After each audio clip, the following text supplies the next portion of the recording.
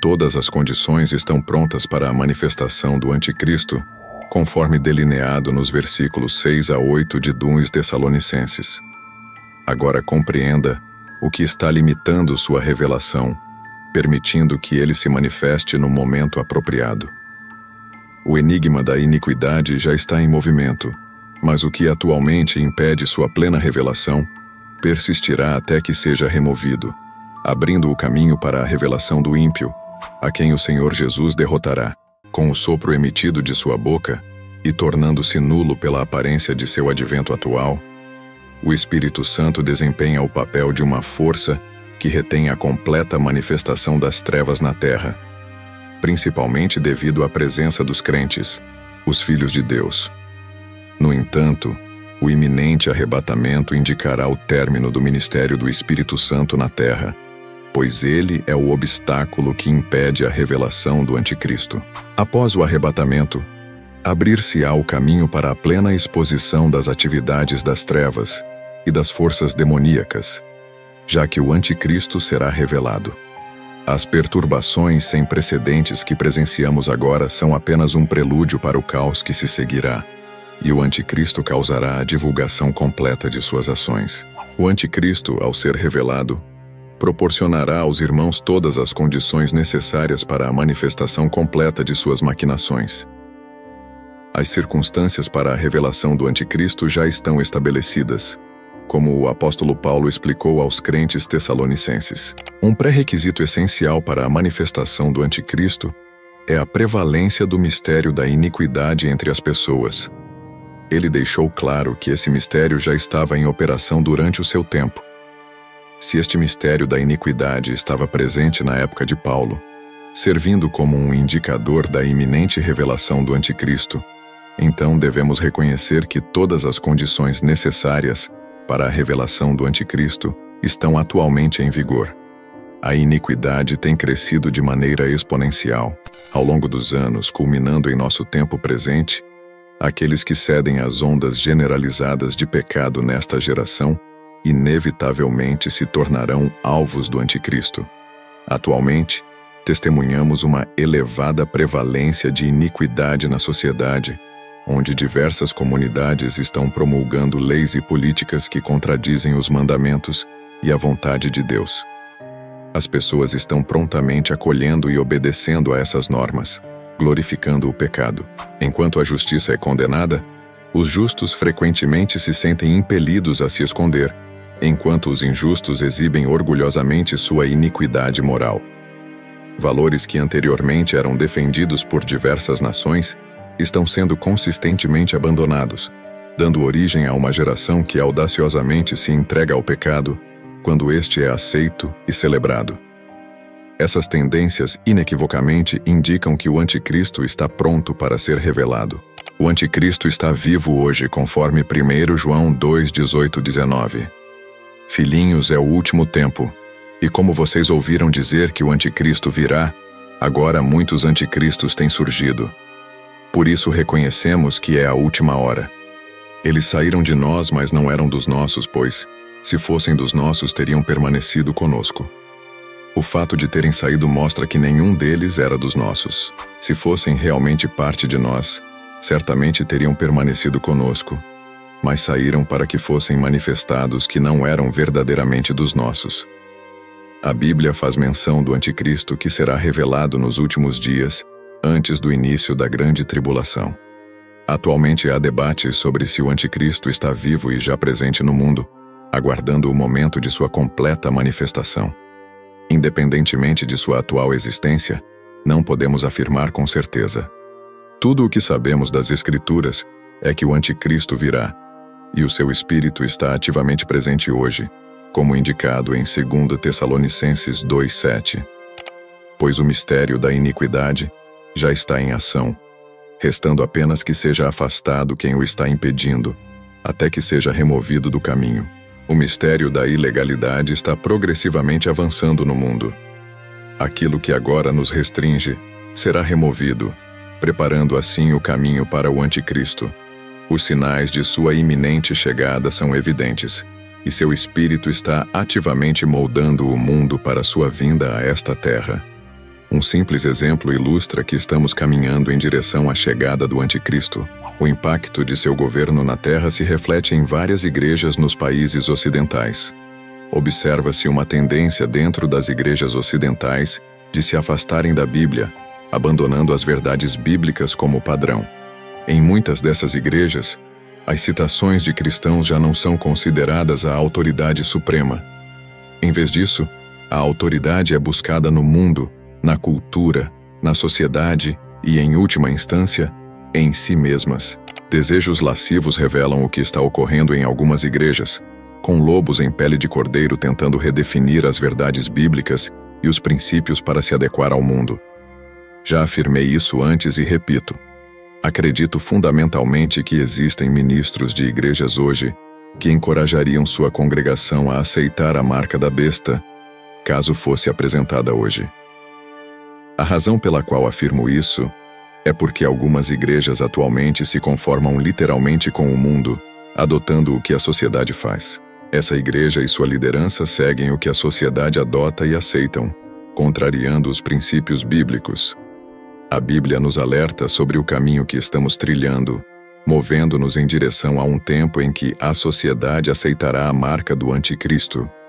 E devido a essa aceitação generalizada, algumas igrejas e equipes de liderança eclesiástica também aceitarão a marca da besta.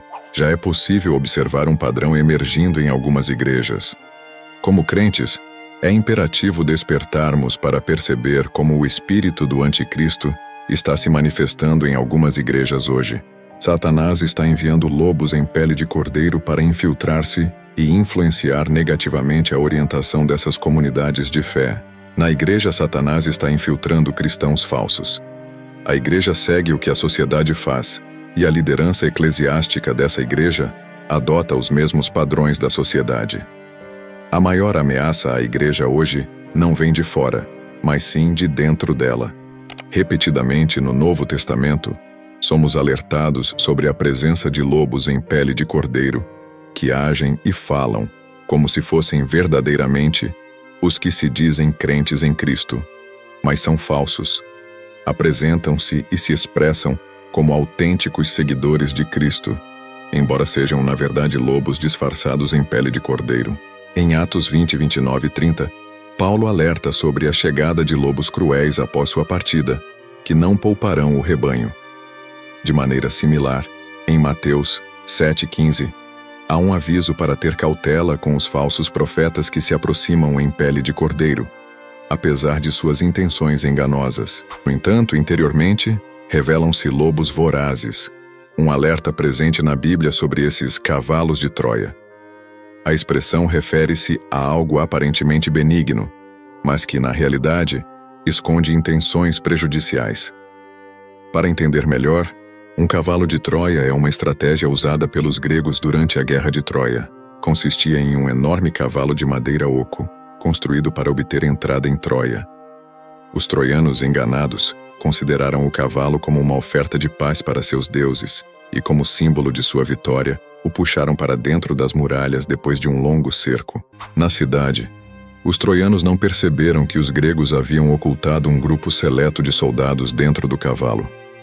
Os gregos fingiram desertar a guerra, navegaram para uma ilha próxima naquela noite, e quando os troianos foram descansar, os soldados gregos dentro do cavalo conseguiram sair e abrir os portões da cidade.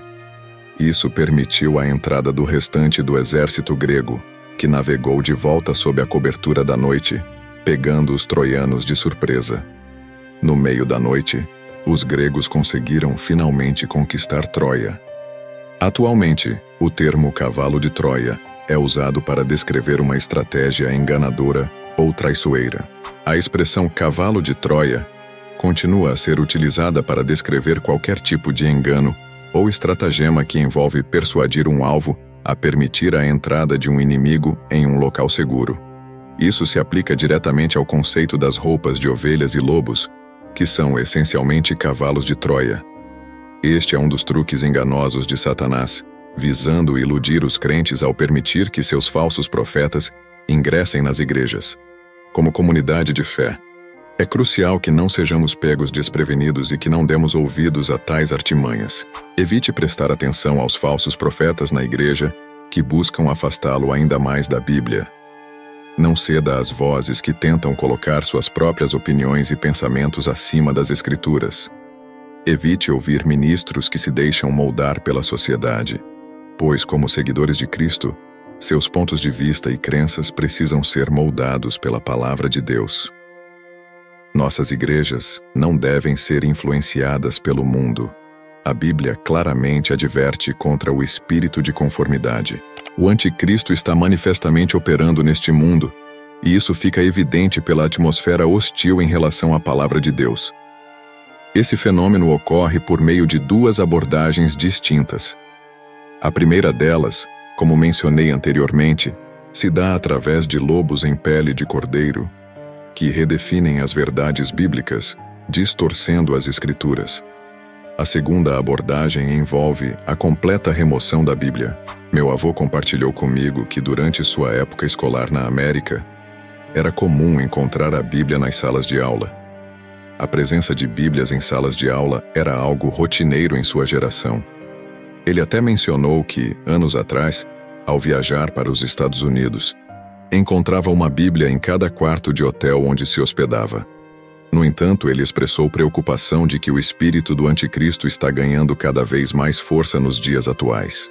Globalmente, as Bíblias têm sido removidas de escolas e hotéis, indicando uma preparação para a chegada do homem do pecado. Observa-se um declínio geral no temor de Deus em todo o mundo, e a razão é evidente. O espírito do anticristo está pavimentando o caminho para a manifestação do homem do pecado. As pessoas percebem essa mudança de maneira peculiar.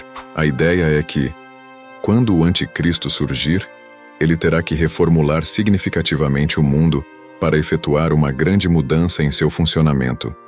No entanto, a realidade é que, quando o anticristo emergir no cenário mundial e assumir o protagonismo na sociedade, o mundo estará pronto e preparado para recebê-lo.